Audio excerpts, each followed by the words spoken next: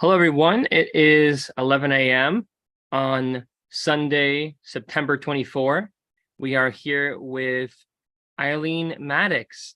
She is a recurring guest, and as a matter of just historical purposes, if you're interested, please take a look at some of the videos online we have with Clearwater Baha'is featuring Eileen Maddox. Just a quick introduction. The subject today is 1 Daniel, chapter 1 of Daniel. The prophet Daniel is among the Hebrew prophets because he gave 5 time-specific prophecies, time-specific to the year, and 3 of them were about the Baha'i faith. In addition, he gave 2 nesting prophecies, prophecies nested within each other. He also interpreted a dream of King Nebuchadnezzar that has implications for us today. The hourglass is pouring from the old world order to the new one. Join us to explore how God spoke through Daniel to us over 2.5 millennia ago. Just a quick introduction about Miss Eileen Maddox. She grew up in Maine and graduated from the University of Kansas with a liberal arts degree. She was a seeker half her life until she discovered and embraced the Baha'i faith. And when first introduced to the Baha'i faith, she was seized by the fact that God has always been active in human history, that God had always sent prophets of God. He had sent many of them to educate humanity. Having majored in history during her university studies, Eileen was astonished to realize that the single most important factor in human history, God and his prophets, was not recognized by professional historians. She served at the Baha'i World Center in Haifa, Israel for 16 years in positions that required extensive research and writing. At this point, Eileen is now an independent researcher and writer who describes herself as a curious student. Just a quick shout out to her books. Her first book, 1844, Convergence and Prophecy for Judaism, Christianity, Islam, and the Baha'i Faith, was published in 2018. This book covered the Millerite movement and Adventism of the 19th century. Her current project is finishing the trilogy, The Coming of the Glory, how the Hebrew scriptures reveal the plan of God. And this presents a Baha'i perspective of the Hebrew Bible and its prophecies and its importance for us today. You can find this by searching online on Amazon.com. You can purchase these books online, written by Eileen Maddox, and you can discover this for yourself. Further, there are videos, as I mentioned just a few moments ago, there are videos you can find online on YouTube, where Clearwater Baha'is is a search term. Just search Clearwater Baha'is, and you'll find a few of Eileen Maddox's videos that discuss the Hebrew prophets, and it really puts in perspective a lot that we're going to talk about today as well. That being said, we welcome you, Eileen. Thank you so much for joining us today, and thank you everyone here on the Zoom session that we're here today together to discuss this subject. Just one little thing before we get started. I understand that we're going to be taking a couple breaks through the session today, and in those breaks, we can ask questions. So please type your question in the meeting chat here on Zoom. Raise your hand, please, so it's easier to call on you. And when the break comes, we will open for questioning. Thank you so much. Eileen, we are ready to go. Okay, John, thank you very much. And I am very happy to be back on Clearwater. I love doing programs on Clearwater. And today we'll explore the prophet Daniel. Now, Daniel has been much misunderstood over the ages. And in the spirit of full disclosure, it's important to note that the book of Daniel is not regarded by many scholars as a reliable guide to history. And the broad consensus is that Daniel is not a historical figure, that his book is an apocalypse, not a book of true prophecy. although it features prophecies. but is connected to the persecution of the Jews by the Greeks in the 2nd century BC. I disagree, although I wouldn't argue with anyone, but you'll see why as we go along. I suspect that Daniel was a historical figure, whether he was a composite or what, that he did exist. I also caution that the book of Daniel is a lifelong study, and some of it is intertwined with sections from the books of Ezekiel and Revelation. So, and we're not going there today. I'm going to try to keep on a narrow path here and keep this as simple as possible. Okay. I forgot to share a screen, so I think I had better share the screen.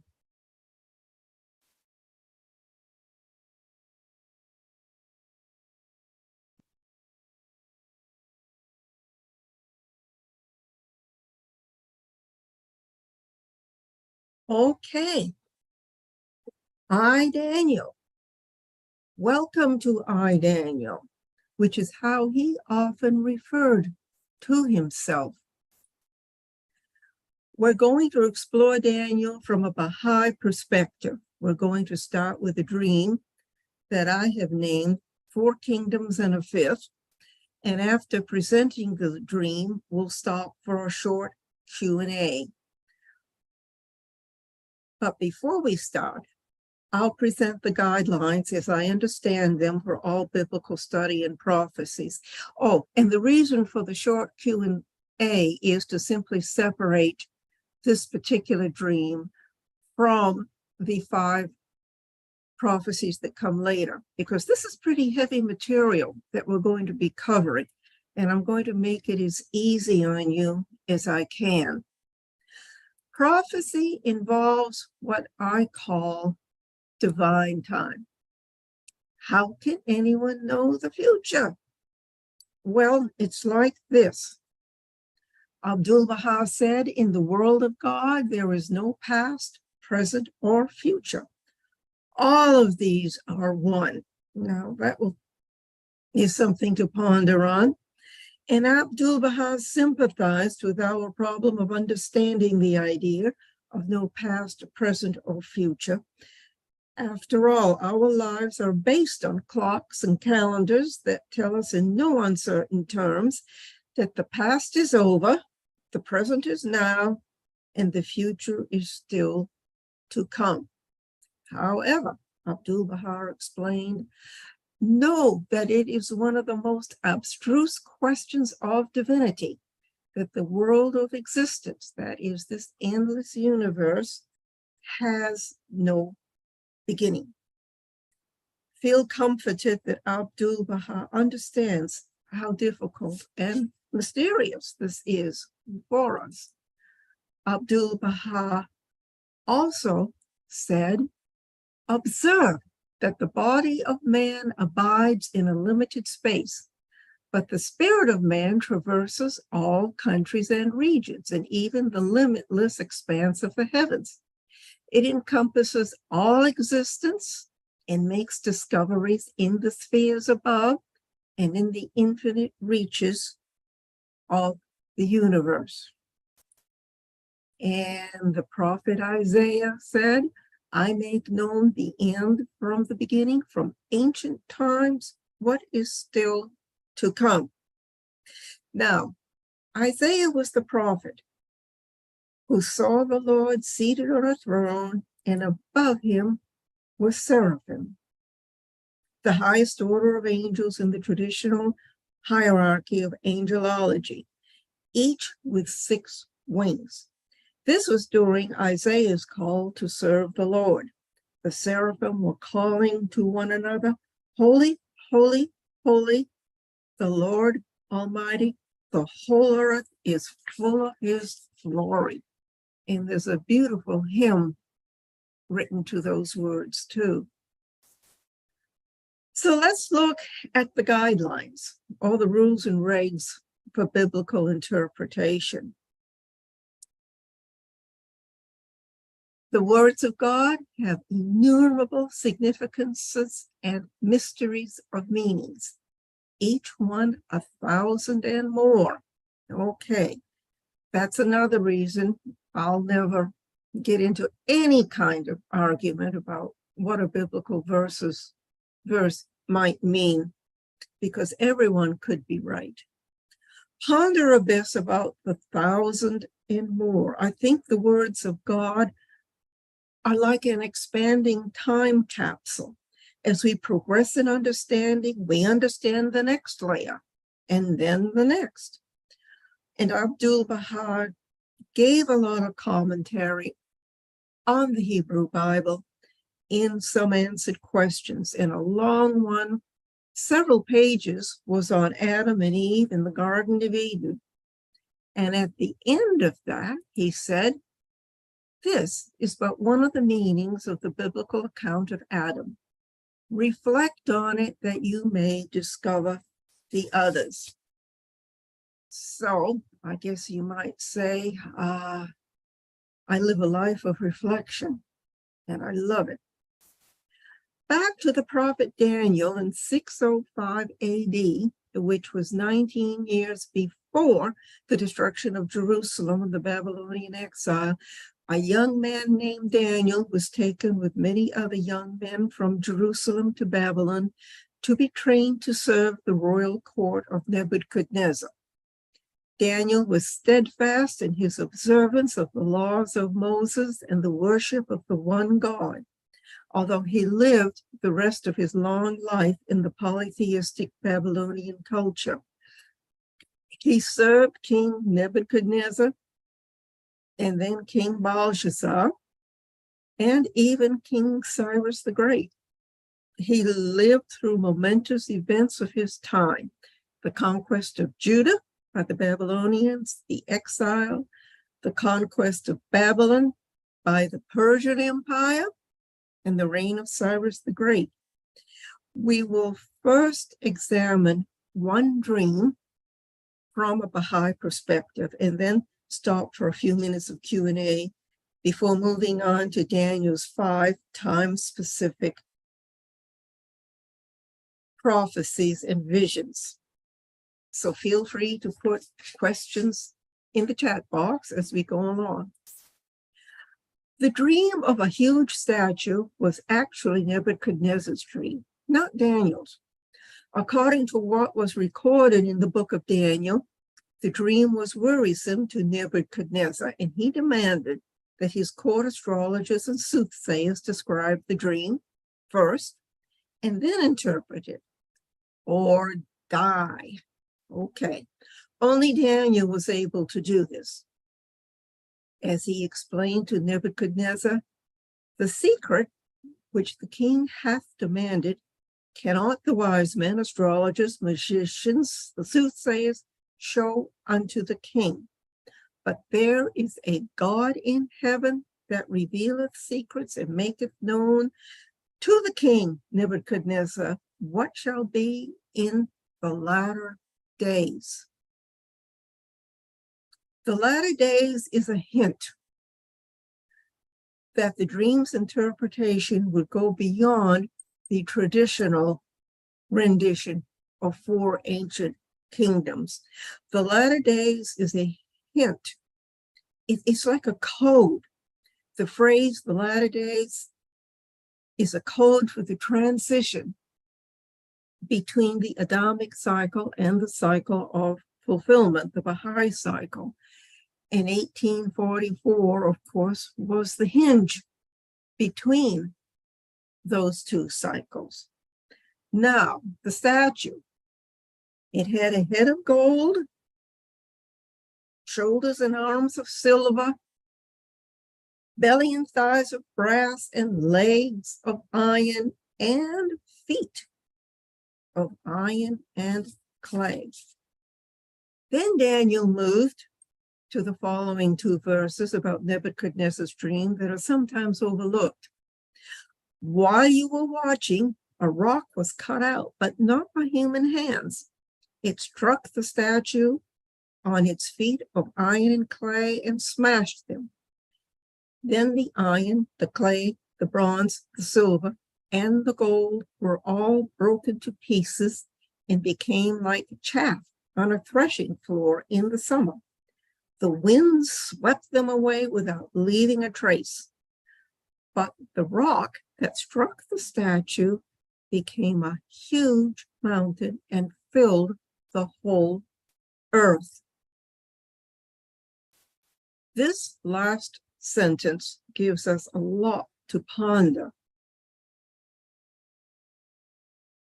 But the rock that struck the statue became a huge mountain and filled the whole earth. A mountain can represent, among a lot of other things, it can represent a religion that has stood the test of time. It can represent an institution, such as a governing system. Daniel said that it would fill the whole earth. Well, in my opinion, the Baha'i faith covers both the religion and filling the whole earth in time, eventually, according to the plan of God. The traditional interpretation of the four kingdoms is that Babylonia was the first, the Medes and Persians the second, the Greeks the third, and the Romans the fourth. The Roman Empire was the most successful in terms of its longevity in the immense areas it governed. It lasted 1,000 years or so, give or take. The Roman Empire was divided by the end of the 4th century AD into the Eastern, ruled from Byzantium, Constantinople, and the Western, ruled from Rome.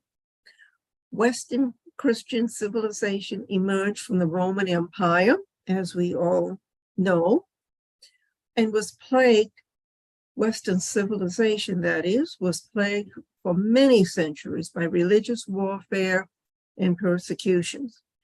Christians awaited the 5th kingdom, the kingdom of God, to be brought by the Prince of Peace, as foretold by Isaiah. At the end times, the latter days, or the end of the world, as they sometimes saw it.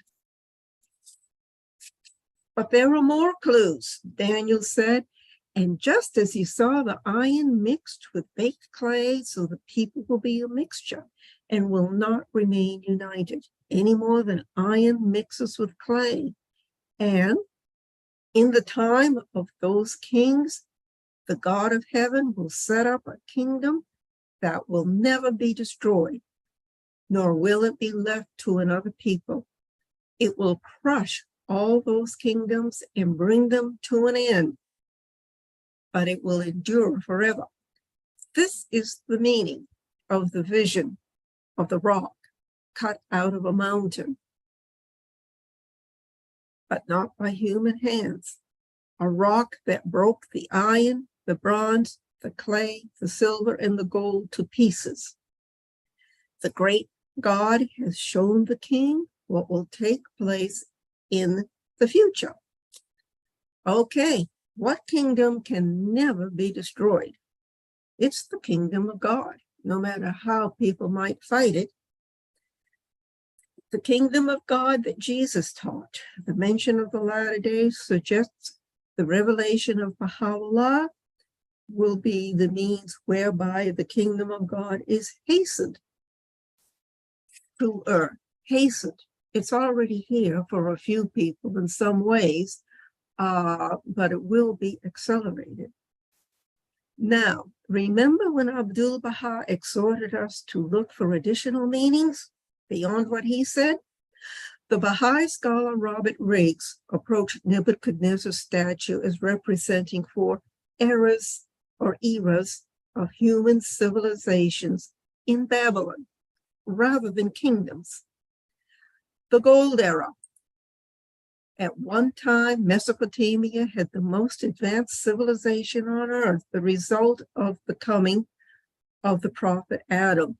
Volume 1 of my book explains how the spiritual springtime came to Mesopotamia after the advent of the prophet Adam, about 4,000 BC. Again, give or take. Babylon was visited by the Greek historian Herodotus in the 5th century, who described it as a city with such magnificence that none can approach it. The silver, Persian. Cyrus the Great, who in 539 BC conquered Babylon and the Babylonians. The Persians took over the Babylonian Empire.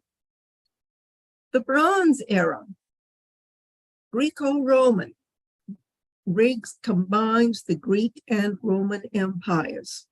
And with Alexander the Great in the 4th century, Greece conquered Persian Babylon. The Romans conquered the Greeks.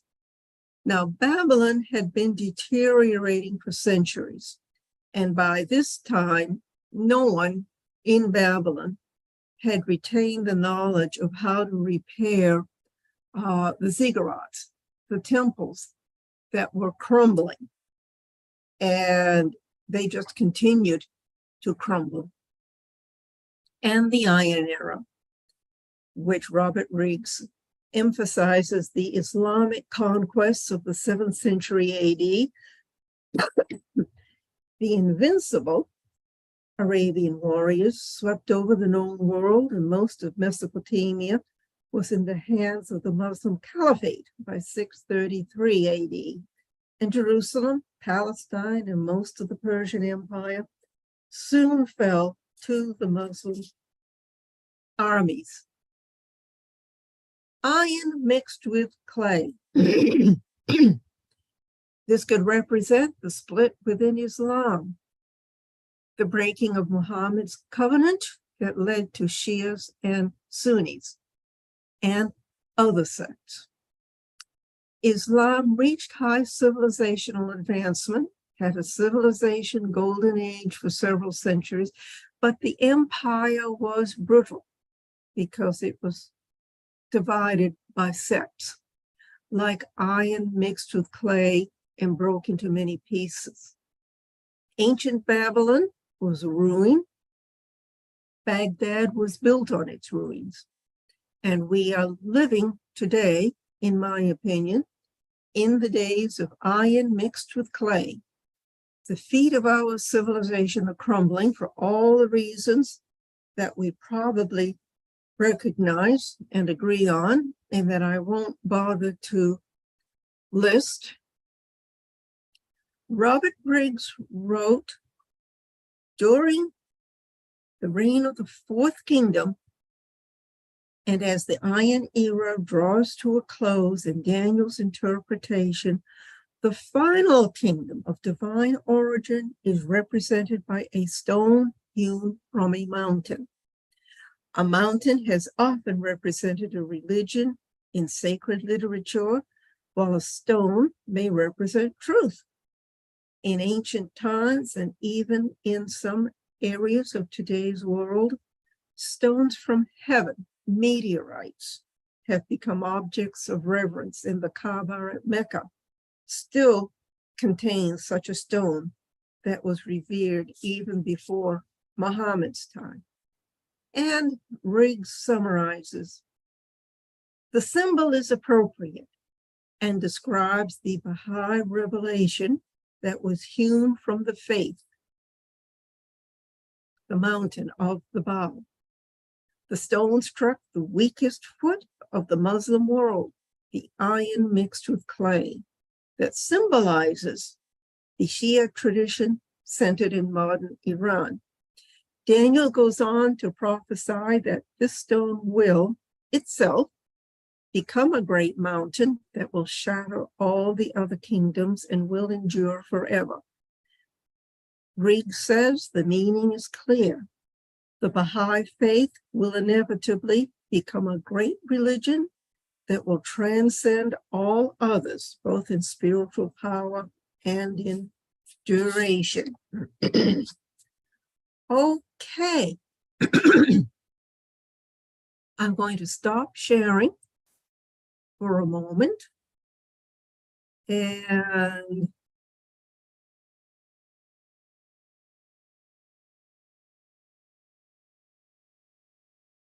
open it up to questions and answers.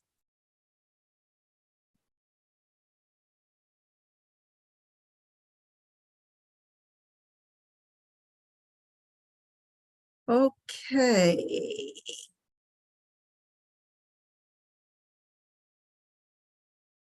Do we have anything in the chat box, John? I can't see the chat box at this moment. We have a question from Norbert. It says, how long do scholars estimate Daniel lived? How long ago? Nope. How long do scholars estimate Daniel lived? He lived into his 80s. If you Hmm. figure that in 605, he was a young lad, maybe 16, 17 years old, and he lived to serve King Cyrus, at least according to the book of Daniel. He lived a very long life, and most of his visions seem to have come later in life also. And also, please tell the person who asked about electronic copies. Yes, there will be electronic copies of the book offered during the pre-order sale, and the Kindle editions will probably be free.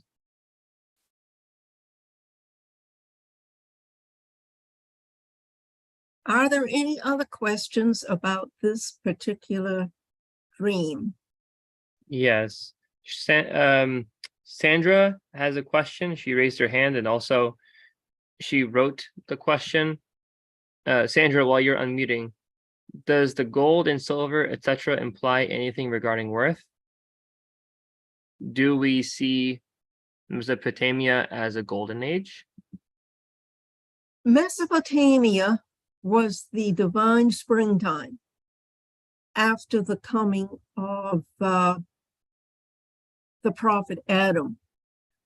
And the Baha'i faith recognizes Adam as the first of the prophets sent from God for that cycle, called the Adamic cycle, Adam through Muhammad. Yes, Mesopotamia was the spiritual springtime, and its development was like crazy fast. It went through Neolithic villages to grand cities within 1,000 years or so, and then kept on going. And the list of inventions that came out of Mesopotamia is really mind-numbing. So yes, that the Golden Head was the golden age of Mesopotamian culture.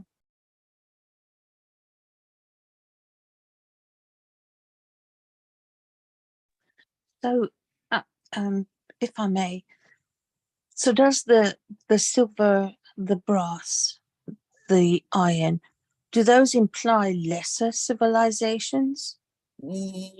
Yes. Well, that's a very good question. In some ways, today, we are the most civilizationally advanced ever in human history. But we are also very divided, and we are very vulnerable to a lot of really bad things happening, like nuclear war. Sure, the Mesopotamians did not split the atom. We did that in the modern age, but look where it has brought us. So that's really the meaning of the feet of bronze, and then the bronze and the clay crumbling. Civilizational crumbling is what that means. Thank you. Okay. I'll go back to new share then and see if I can do this. Okay, can you see that? Yes, we see your PowerPoint. So if you start from current. Okay. Okay, we're back in business. I, Daniel. We're going to cover his 5 time-specific prophecies and the nested prophecies within them. Now, his 5 time-specific prophecies were accurate to the year, and no other Hebrew prophet had done that. Daniel was the only one. That sounds great, but these prophecies couldn't be understood when they were given, especially since 2 of them were sealed until the end of time. However, in hindsight, they are a mind-blowing example of divine time, of past, present, and future rolled into one. And since these prophecies couldn't be understood until after they were fulfilled, to me, that means that they were meant for us, not for the people of Daniel's time. And Daniel's prophecies also contain nested prophecies. So it's like a two in one, resting inside like a Russian doll.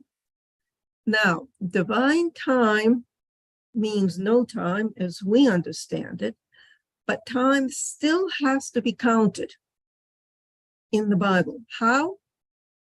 First, a day equals a year. A year equals 360 days, and a time equals a year.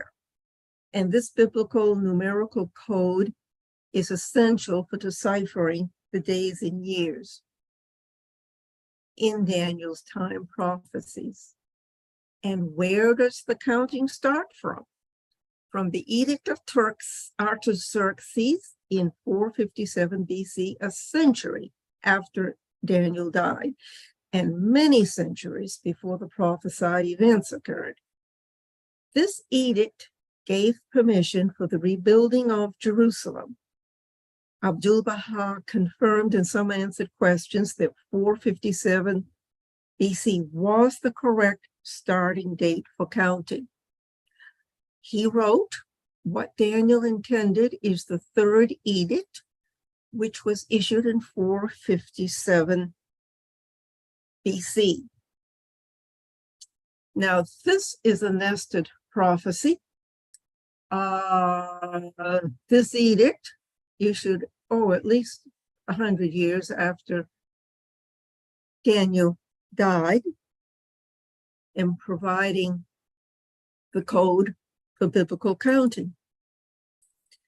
Now, we're going to present 5 prophecies. They will scramble your brain a bit, and we're going to try to keep them separate and use place cards to help keep them straight.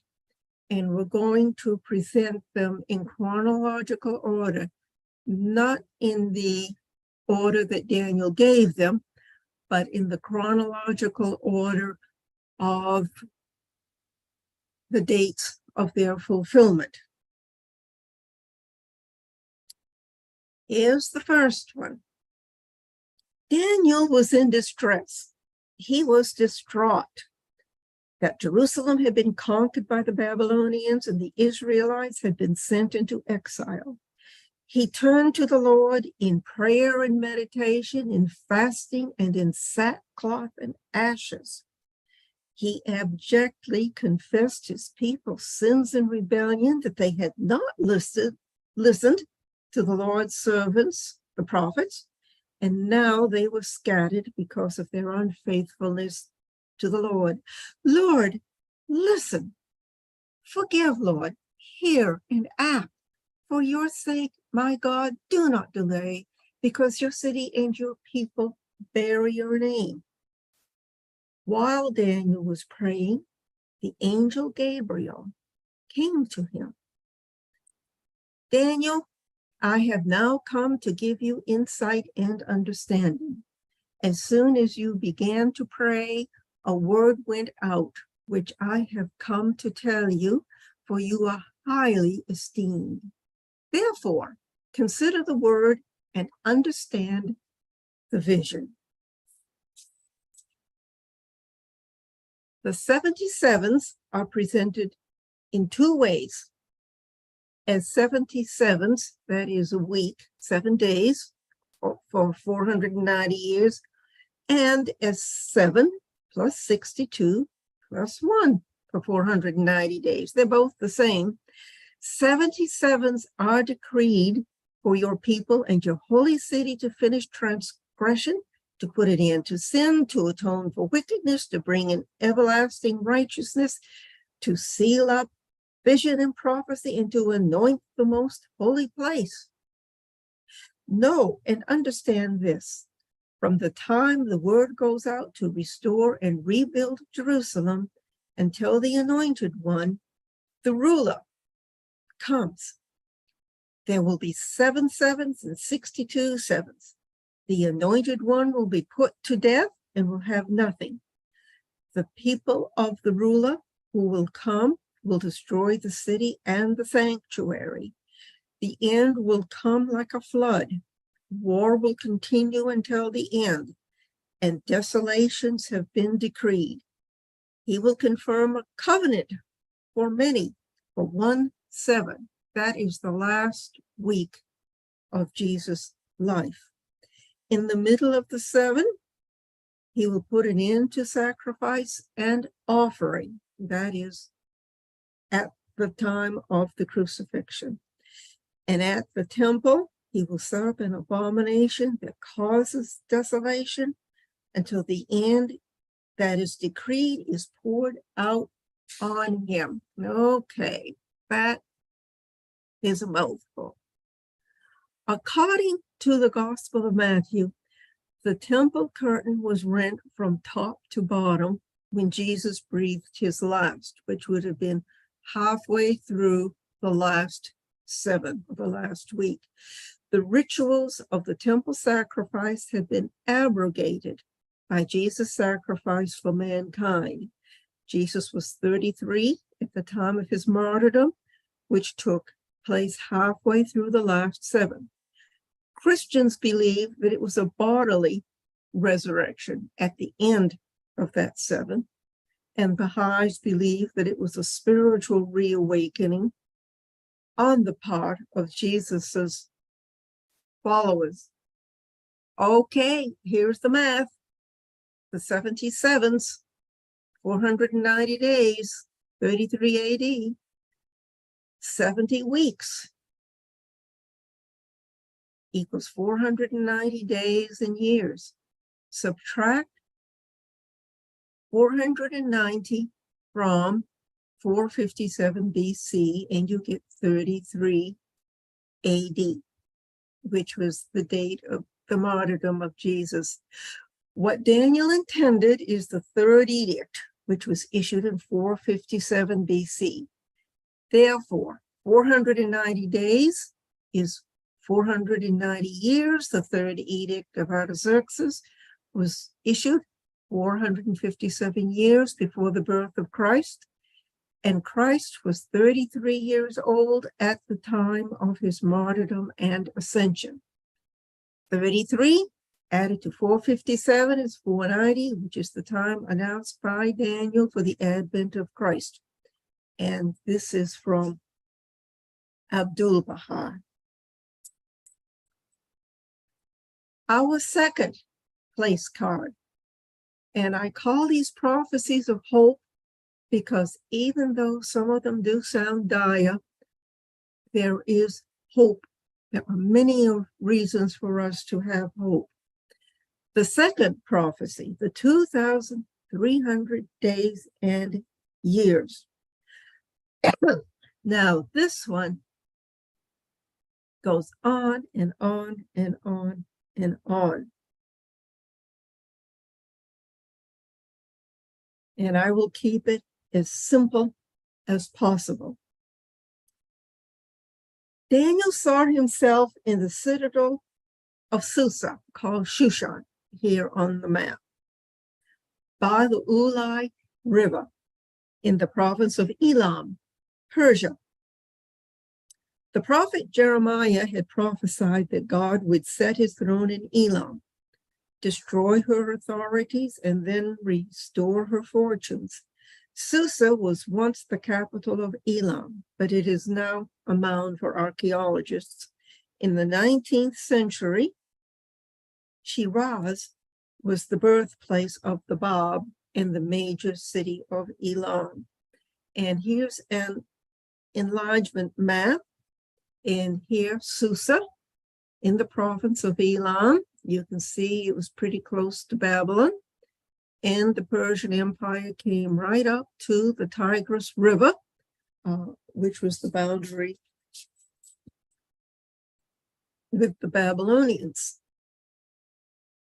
Okay, this vision, we are going to keep this short. Daniel saw a ram with 2 long horns. The powerful ram charged west, north, and south, then a goat with 1 horn. Between its eyes came from the west, crossing the whole earth without touching the ground. It charged the ram in great rage and shattered its 2 horns. The goat trampled the defeated ram, and none could rescue it. The goat became very great, but at the height of its power, the large horn was broken off, and in its place 4 prominent horns grew up to the 4 winds of heaven. Out of one of the goat's horns came another that grew in power to the south and to the east towards the beautiful land, the Holy Land. Daniel's vision continued about this last horn as follows. It grew until it reached the host of the heavens, and it threw some of the starry hosts down to the earth and trampled on them. It set itself up to be as great as the commander of the army of the Lord. It took away the daily sacrifice from the Lord, and his sanctuary was thrown down. Because of rebellion, the Lord's people and the daily sacrifice were given over to it. It prospered in everything it did, and truth was thrown to the ground. This sounds very dire. This sounds like the proverbial fight between good and evil. Then I, Daniel, heard a holy one speaking, and another holy one said to him, how long will it take for the vision to be fulfilled? The vision concerning the daily sacrifice, the rebellion that causes desolation, the surrender of the sanctuary, and the trampling underfoot of the Lord's people. He said to me, it will take 2,300 evenings and mornings, then the sanctuary will be reconsecrated.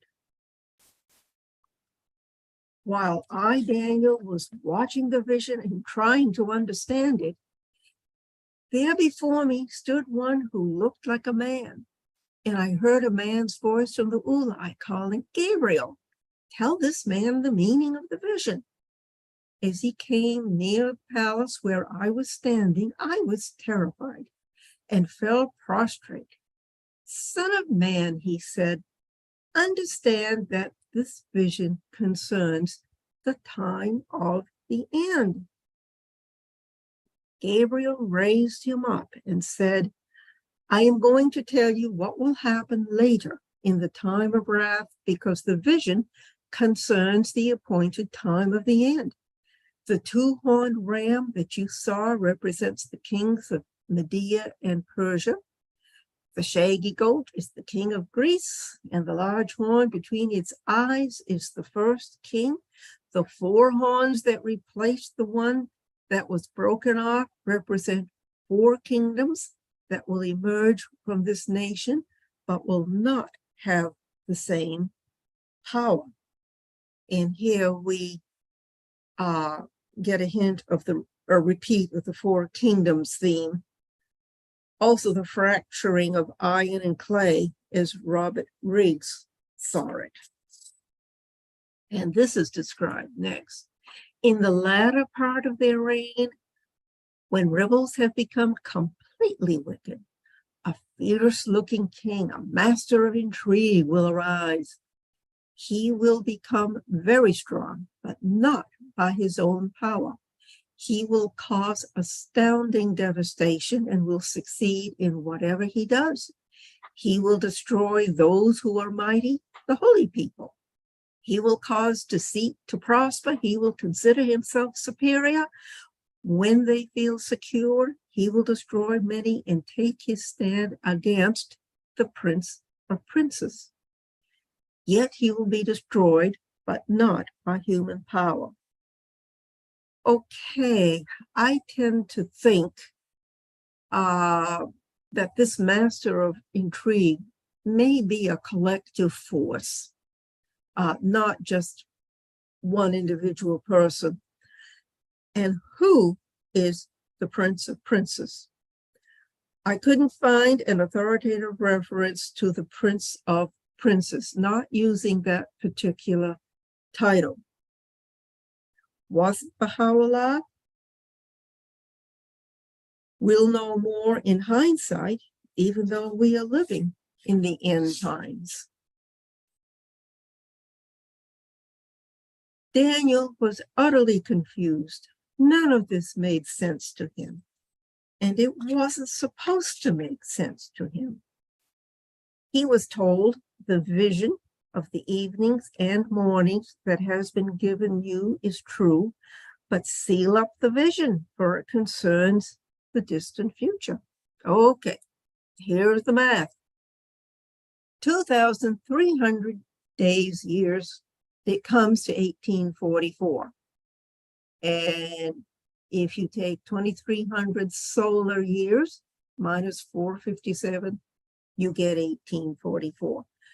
1844, of course, was the year of the expected Qiyam in Shia Islam, the year of the expected return of Jesus Christ in Protestantism, especially in the Millerite movement, the declaration of the Bab, and the birth of Baha'u'llah, Abdul-Baha, excuse me, the birth of Abdul-Baha, and the end of the Adamic cycle, 6,000 years, in the beginning of the cycle of fulfillment, 500,000 years, the Baha'i cycle. And I do have the 6,000 years documented in my book. It is in the Baha'i writings, but I can't go back and pull it right now. Briefly, said Abdul-Baha, the point is that he, Gabriel, fixes a period of 2,300 years. Therefore, from the date of the edict to rebuild Jerusalem until the day of the birth of Christ, there are 456 years. And from the birth of Christ until the day of the advent of the Bab, there are 1,844 years. And if 456 years are added to this number, it makes 2,300 years. That is to say, the fulfillment of the vision of Daniel took place in AD 1844. And this is the year of the advent of the Bab. Examine the text of the book of Daniel and observe how clearly he fixes the year of his advent. There could indeed be no clearer prophecy for a manifestation than this. Abdul-Baha went on to say that in Matthew, Christ clearly says that what Daniel meant by this prophecy was the date of the advent. And this is the verse. As he sat upon the Mount of Olives, the disciples came unto him privately, saying, "Tell us, when shall these things be? And when and what shall be the sign of thy coming and of the end of the world?" Among the words he uttered in reply were the following: "When ye therefore shall see the abomination of desolation spoken of by Daniel the prophet, stand in the holy place. Whoso readeth, let him understand.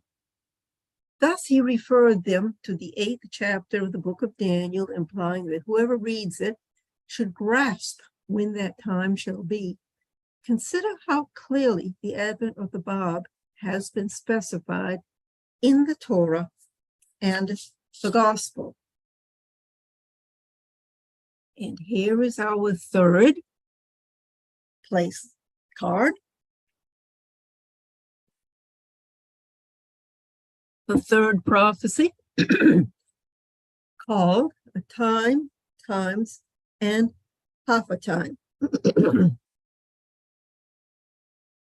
Again, Daniel had been praying in mourning about the plight of the Israelites when a man clothed in linen with fine gold appeared. Linen cloth is a sign of purity. His body was like beryl, which is a translucent mineral, and his face as the appearance of lightning, and his eyes as lamps of fire, and his arms and his feet like in color to polished brass, and the voice of his words like the voice of a multitude. Daniel was deeply frightened and thought he would faint away. Now, I have come to explain to you what will happen to your people in the future, for the vision concerns a time yet to come. Now, Daniel was told at length of 2 kings of the north and south, their alliances and betrayals and battles, and we're going to skip most of that to note that it sounds a lot like Ezekiel's visions that I explored in a previous program. Daniel was told, at that time, Michael, the great prince who protects your people, will arise. There will be a time of distress, such as has not happened from the beginning of nations until then. So we're looking at the world. But at that time, your people, everyone whose name is found written in the book, will be delivered. Multitudes who sleep in the dust of the earth will awake, some to everlasting life, others to shame and everlasting contempt. Those who are wise will shine like the brightness of the heavens, and those who lead many to righteousness like the stars forever and ever. But you, Daniel, roll up and seal the words of the scroll until the end, the time of the end. Many will go here and there to increase knowledge. Now, who was Michael? I went to William Sears, who is probably the preeminent Baha'i scholar, or at least one of them, of our times. He is deceased now. And was a continental counselor. He wrote the book Thief in the Night. And I think most people in the audience have that book. It's where to begin a study of the Bible, and it's how Sears became a Baha'i. Pages 40 to 43 in that book explain who Michael is. In Sears' opinion, Michael, known as an archangel, but also the great prince, was a pseudonym for Baha'u'llah. And I will simply throw that out there for you. And John, if you could put Sears' Thief in the Night and the page numbers in the chat box, that would be much appreciated. And now it gets very confusing. This vision, wars, wars, wars. A contemptible person arises in the north who prospers in everything, and truth was thrown to the ground. Towards the end, the king of the north is defeated, but his heart will be set against the Holy Covenant. That king will do as he pleases. He will exalt and magnify himself. I think I'm talking about the king of the south now. He will exalt and magnify himself above every god and will say unheard of things against the God of gods. He will be successful until the time of wrath is completed, for what has been determined must take place. Okay. Then I, Daniel, looked, and there before me stood two others, one on this bank of the river and one on the opposite bank. One of them said to the man clothed in linen, who was above the waters of the river, how long will it be before these astounding things are fulfilled? And I think you can guess what the answer was. The man clothed in linen, who was above the waters of the river, lifted his right hand and his left hand toward heaven, and I heard him swear by him who lives forever, saying, it will be for a time, times, and half a time. When the power of the holy people has been finally broken, all these things will be completed. Okay, let's do the math. A time, times, and half a time. It will come out to 1844 AD. A time is 1 year, 360. 2 times 2 years, 720. Half a time, 180. And these are lunar years. We'll see why in just a minute. And it equals 1,260, which, if you add to 622 AD, comes to 1844 AD. Now, we are working with the Islamic lunar calendar, and this is another nested prophecy about the coming of Islam. And I believe that Daniel was validating Muhammad and Islam as part of this prophecy. Okay, what happened in 622 AD? Muhammad completed the flight from Mecca to Medina, which is called the Hijra. Why was this important? Because he had been terribly persecuted living in Mecca, and his life was in danger. The assassins were after him, and many of his followers had moved to Medina, and his followers in Medina urged him to come to Medina, and he did. And this is what Abdu'l-Baha says about the significance of the Hijra. The departure of Muhammad, the beloved of God, from the city of his birth was the cause of the exaltation of God's holy word, and the banishment of the sacred beauty led to the diffusion of the light of his divine revelation throughout all regions. And this is from selected writings of Abdu'l-Baha. And if you go to this area, there's a lot more about this too. And as for poor Daniel, he's told, go your way, Daniel, because the words are rolled up and sealed until the end of time. They are sealed.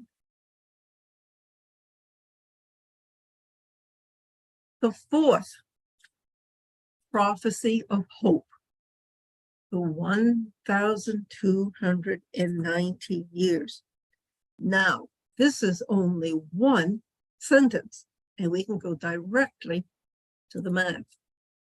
The 1,290 days comes to 1863 AD. From the time that the daily sacrifice is abolished and the abomination that causes desolation is set up, there will be 1,290 days. Okay, that is the one sentence that Daniel said. And if you add, again, we're using lunar years for the Islamic calendar, 613 plus 1,290 lunar years comes to 1863. Don't try to do this at home unless you have a lunar and Gregorian calendar conversion. Otherwise, it's not going to work. What happened in 613? That was the year Muhammad declared his station as a prophet of God. And in 1863, Baha'u'llah declared his station as a prophet of God. I love the parallels there. I just love it. It's awesome. And our very last place card for the fifth prophecy, which is also one sentence for 1,335 years, and it is the next to the last or the penultimate verse in the book of Daniel.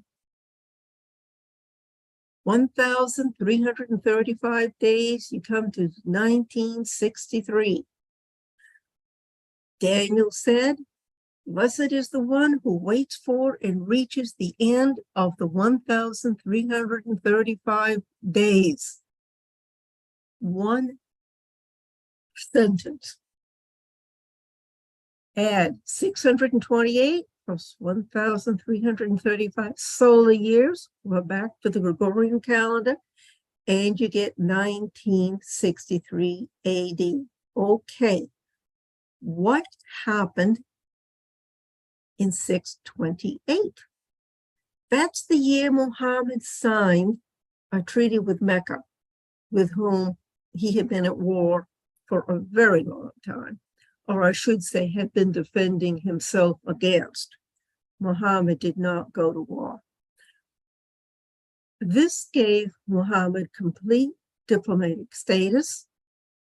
It gave him protection. He was free to travel to Mecca, protected. No one was going to assassinate him. Also, Moses, towards the end of his life, made a comment that a prophet like him would be raised up. And I tend to think that the prophet he was talking about was Muhammad, because both Muhammad and Moses were temporal leaders, as well as prophets of God and spiritual leaders. They governed their people as well as nourished them spiritually.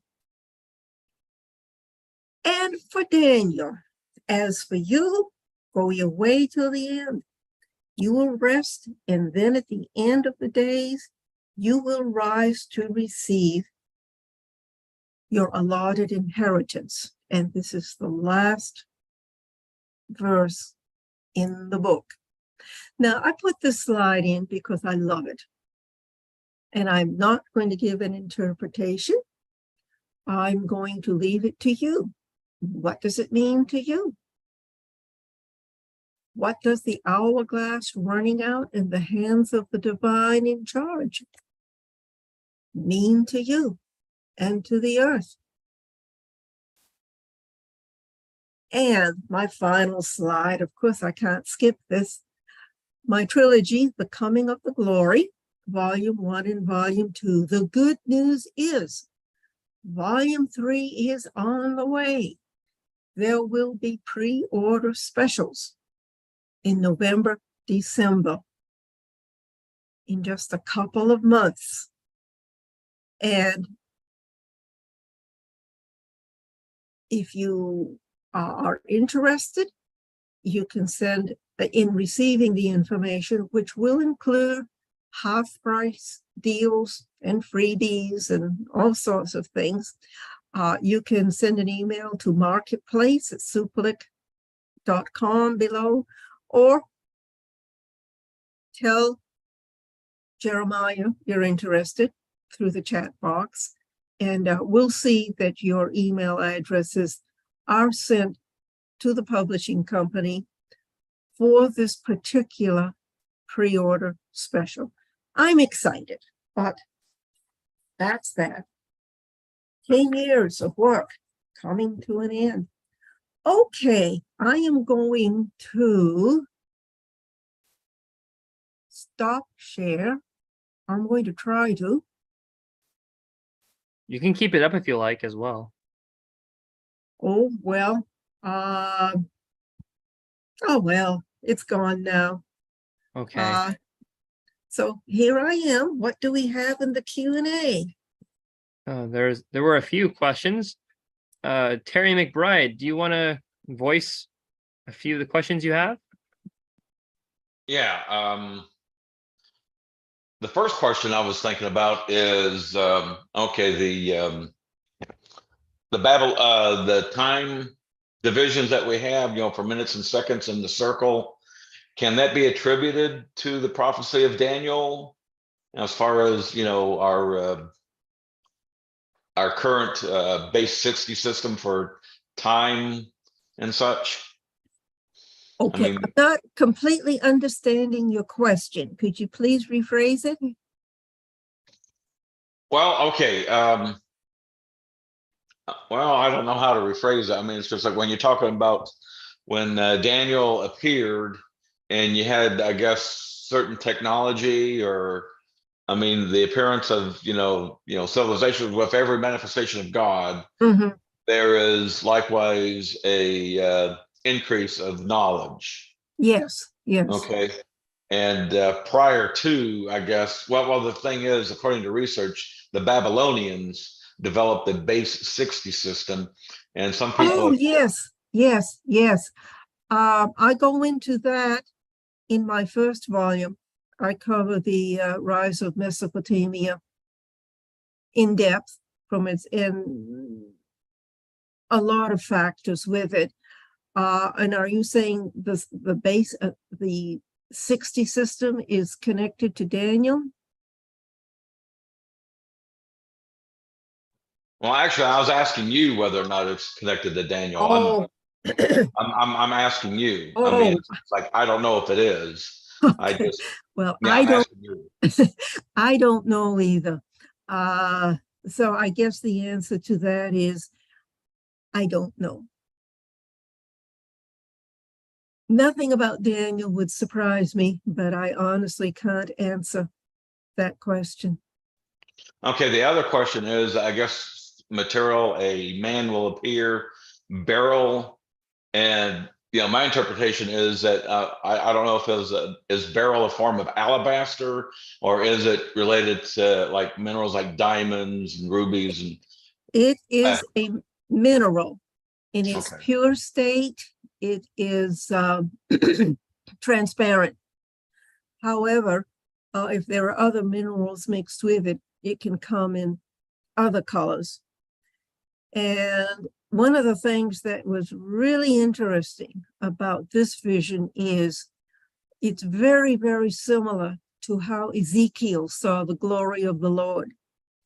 And so I'm putting out the possibility that the glory of the Lord was speaking directly with Daniel.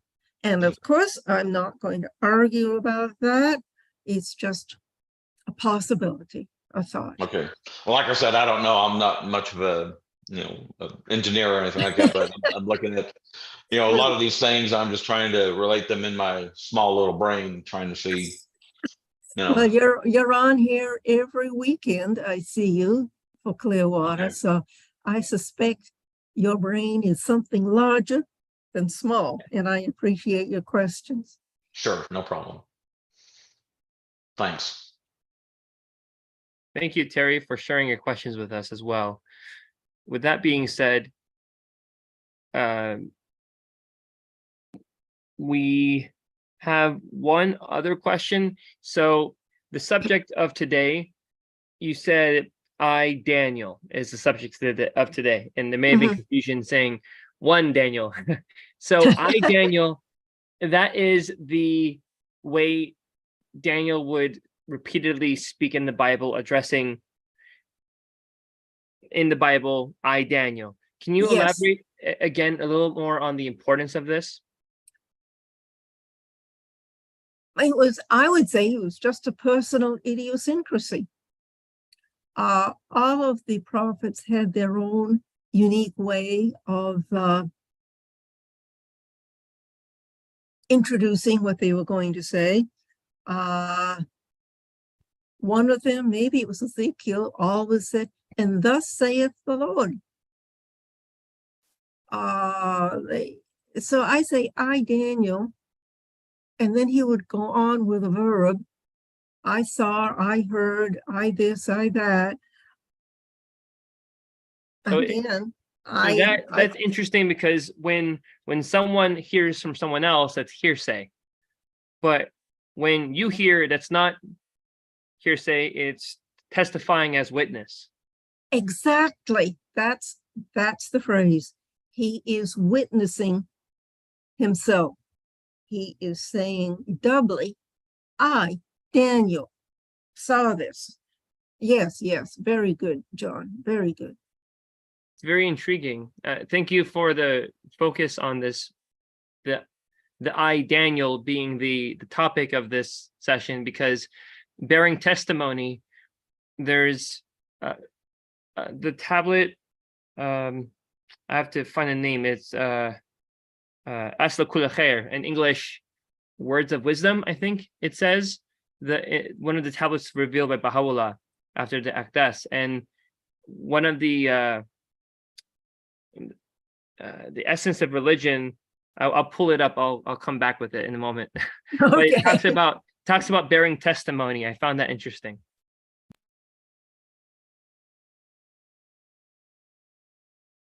So while I'm looking for that, there is a question from Joseph Erlacher. It was posted at 11:31 a.m. Joseph, if you'd like to voice that question out loud, you're welcome to do so. I've sent a request to unmute and start your video.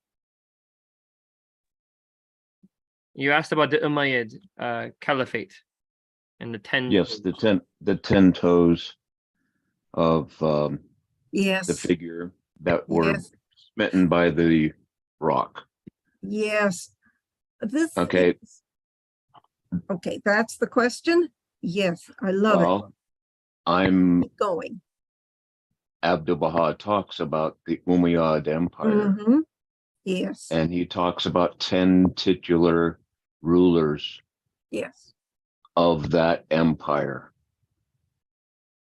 And he also refers this to the book of Revelation, but Mhm. these 10 toes and these 10 titular rulers, there seems to be a correspondence. Do you see a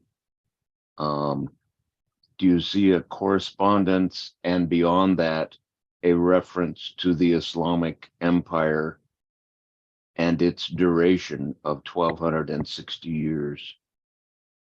The short answer is yes. You're a very good example of going beyond and reflecting and coming up with something additional. Yes, the Umayyad Caliphate, I forget, had, I think, 13, 14 caliphs, but only 10 names were used among them. And that's what Abdu'l-Baha said. That's where the 10 comes from. And the caliphate, since it was illegitimate, Ali had been designated by Muhammad to be his successor. And instead, someone else was put in. And I think that was called, I forget what the name of that caliphate was, but Ali was not appointed until 25 years later, when it was way too late. And the Umayyad Caliphate, according to everything that I've read, was very corrupt. It also, I mean, religiously corrupt, as well as temporally corrupt, even though it brought a divine springtime. and the Islamic springtime was certainly grand.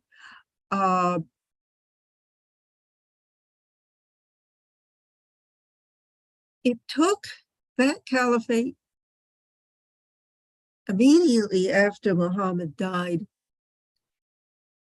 denied the Islamic faith time to reflect and to mature from within. Instead, it immediately took Islam into militarism, into conquering. And they were like fire going through the Middle East. And I don't know to what extent Islam was spread by the sword. You read various versions of how it might or might not have been. But militarism was definitely not what Muhammad taught. He was into self-defense. And since the last of the Adamic cycle religions, Islam took to militarism so fast, and to empire building and all that went with it. That was like a curse that we're still paying for today. And there are many, many possibilities for the meaning of the desolation. But militarism is certainly one of the biggest problems that Western civilization has been suffering from for centuries.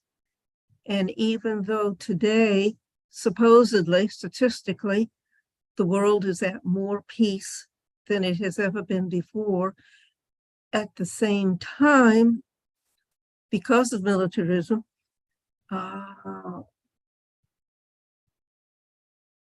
there are a lot of things that may still happen in the future to the detriment of the whole globe because of what's going on today. And I'm being very careful not to get into today's geopolitics, although I have strong personal opinions. But the desolation and the sanctuary, of course, in the temple that Daniel talked about is religion. And of course, it's Baha'u'llah who came to start cleaning the temple. Well, the Bab actually started cleaning the temple. So Eileen, as it relates to the previous topic about I, Daniel, and the concept of the words that are written from Daniel serving as testimony.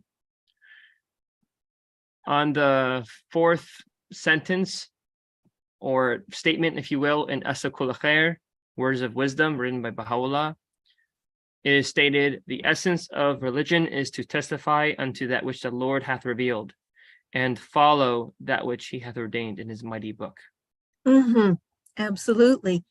That is the cleansing of the sanctuary. The old religion, as we all know, is abrogated and the new takes its place. And the Baha'i faith has abrogated Islam. And what we see today is the crumbling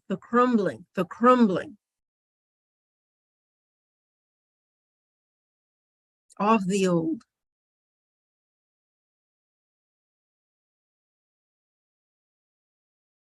So, Okay, go ahead, John.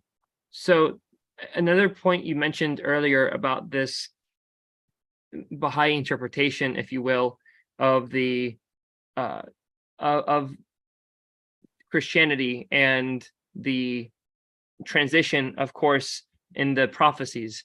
you talked about the body of Christ, Mhm, and that Baha'i see it in the spiritual sense. Well, the Bible actually has a few quotes that say the same. And if you look at 1 Corinthians mhm. chapter 6, verse 15, it says in the NIV version, "Do you not know that your bodies are members of Christ himself?" And likewise in Ephesians chapter 5, verse 30, NIV, "For we are members of his body and his flesh and of his bones." So the principle of the body of Christ, the resurrection of the body of Christ, that of the believers emerging from this, at the time, non-existence, coming back into existence, the Mhm. believers of Jesus rising up and spreading his faith after the crucifixion, that resurrection of the body of Jesus is that of the believers who had really just not been there and appeared again after those 3 days. So something that was interesting, because you had mentioned earlier, I wanted to bring the quotes for those of us who are here in the session to Mhm. open up the Bible and take a look at these quotes. So Thank it's not you.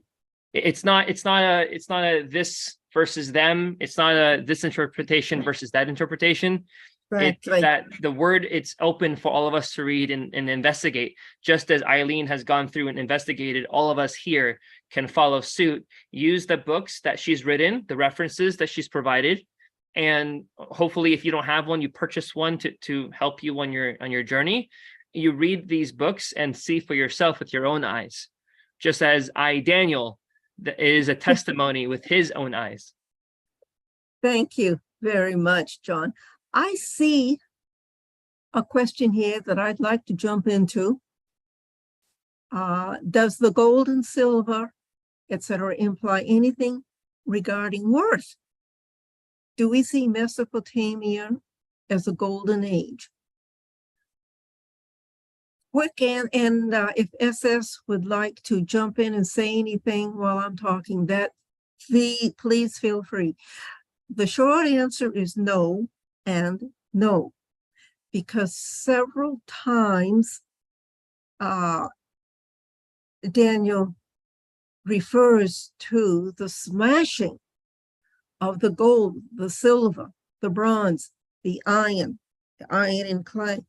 Everything is smashed to chaff, smashed to the wind. Therefore, it has no intrinsic value for our lives, because these were not spiritual concepts. These simply represented the various kingdoms, or if you go with Robert Riggs, the various eras of what they represented. And we know that the old world order, which is all of that, is being rolled up, and it all has to go because it has no value. Would you like to comment any further on that?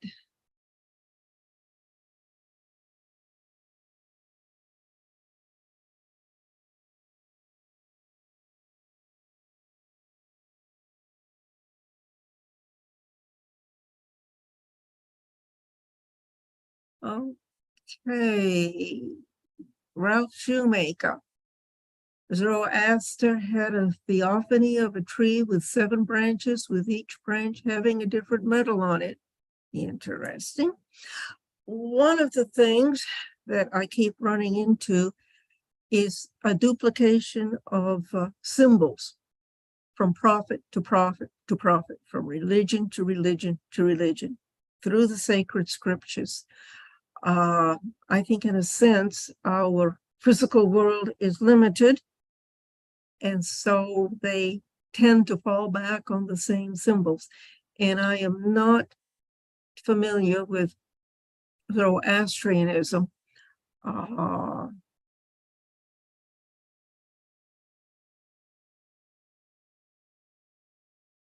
But the 7 branches, oh, that could have so many meanings. I think in the book of Revelation, it's the 7 churches and on you go. I think it's about time for us to start closing out for today. If we have some final words before we finish the presentation.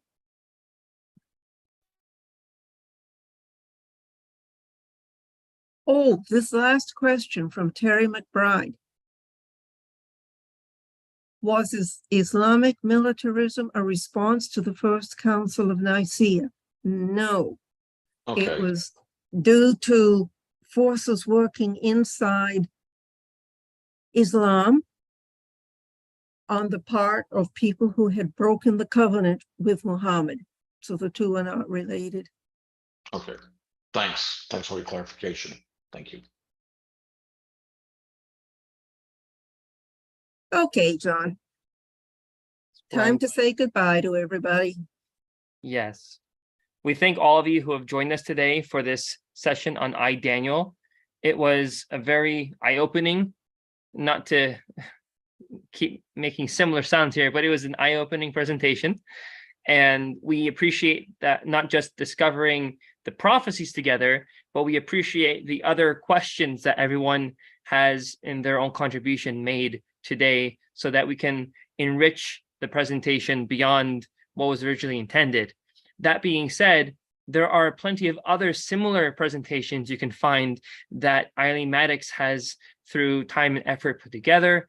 We welcome you, please, all of you, to go to the Clearwater Baha'is YouTube channel, the Baha'i Center of Clearwater Facebook page, or any other places we found online that we're trying to share these videos. You're welcome to, of course, share with your friends, your family, people you're studying with. We appreciate that as you come through and have questions, that you can reach out to Eileen, of course, through contacting us on Clearwater Baha'is. Post a comment. You may not get as quick an answer, but if you go to clearwaterbaha'is.org and you place a question via clearwaterbaha'is.org, we can try to get back to you a lot sooner. That being said, Eileen's books are available online. You can purchase them on Amazon. Amazon is a very giant company at the moment that's selling a lot of books. And some of the books published via Amazon also are those of Eileen. So just look up the topics, Coming of the Glory, written by Eileen Maddox. You'll find that online, written by her, Eileen Maddox, and published by Something or Other Publishing. You can also go to SOOP's website, SOOP. Can you tell me, Eileen? Yes, SOOP LLC for Limited Liability Corporation.com. So we call it Souplic.com, SOOP LLC.com. .com. In fact, I'll just put it in the chat real quick. Well, we appreciate that, Eileen. And all of you here, thank you for joining us once more. We hope you have a beautiful Sunday, and we'll see you again next Sunday at 11 a.m. We'll have another session with another speaker, and we thank all of you. Please check out clearwaterbaha'is.org. Please like this video and subscribe if you're on YouTube and Facebook. We welcome having you join us again.